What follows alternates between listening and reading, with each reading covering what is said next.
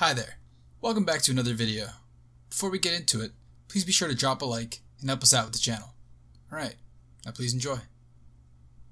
One of the most famous and haunting tales of murder in the United States is that of the boy in a box, also known as America's Unknown Child.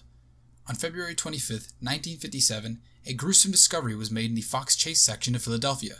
A young man had laid out muskrat traps in the underbrush in the hopes of ridding the area of the semiaquatic nuisance. When he went out to check on his traps, he discovered a bassinet box with a dead boy wrapped in a plaid blanket.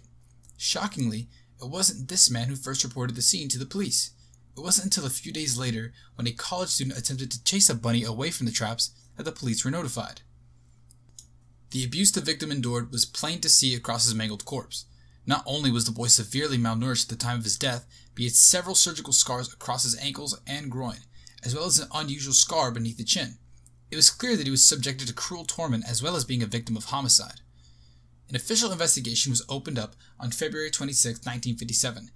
A massive effort was undertaken to unveil the identity of the victim, as the Philadelphia Inquirer circulated over 400,000 flyers with the boy's likeness. The police also took the boy's fingerprints, but they were of no use. Despite the efforts, nobody came forward with any useful information. Nearly 300 investigators scoured the scene and the surrounding area. Some clues were found, including a man's blue corduroy cap, a child's scarf, and a man's white handkerchief with an embroidered G. Unfortunately, these were all dead ends. The case received massive media attention and an extensive effort by the police, but to this day, the case remains unsolved, and the victim's identity unknown. There have been many theories surrounding the case as to what happened to the boy in the box, with two garnering the most attention from authorities. The first involved a foster home that was located a short distance from the site of the body. One of the investigators, Remington Bristow, who was not a police officer but rather worked for the medical examiner's office, was led to the house at the behest of a psychic. Inside the home, Bristow discovered a similar bassinet to the one the victim was found in, as well as blankets that were similar to the one the body was wrapped in. He postulated a theory that the boy was killed in an attempt to cover up an out-of-wedlock birth, bringing his evidence to police. However, since all of the evidence was circumstantial, there was nothing concrete to link the foster family to the murder. In 1998, the foster family investigation was closed. The second theory involved the testimony of a woman identified only as Martha, who came forward in 2002. She claimed that her abusive mother had bought the boy from his birth parents in the summer of 1954, after which the boy was subjected to horrific physical and sexual abuse. According to Martha, the episode that led up to his murder was after he received a bludgeoning to the head against the floor for vomiting up his dinner.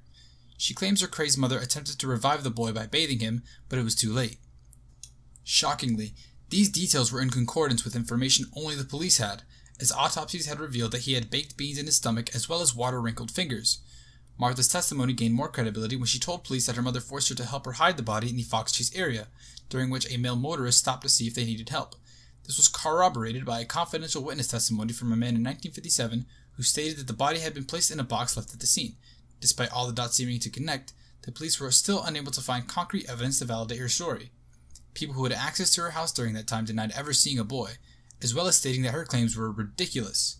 The final nail in the coffin is the fact that Martha suffered from mental illness, putting a layer of doubt over everything she said. The boy in the box was laid to rest in a potter's field before being exhumed for DNA in 1998. His remains were relocated to the Ivy Hill Cemetery in Cedar Brook, Philadelphia, which donated the plot. Even many years after his murder, many people were in attendance for his reburial, which also garnered media attention. The materials for his burial were donated by the son of the man who had originally buried the boy in 1957. His headstone reads, "America's Unknown Child." The story of the boy in the box remains one of the most disturbing unsolved cases in American history.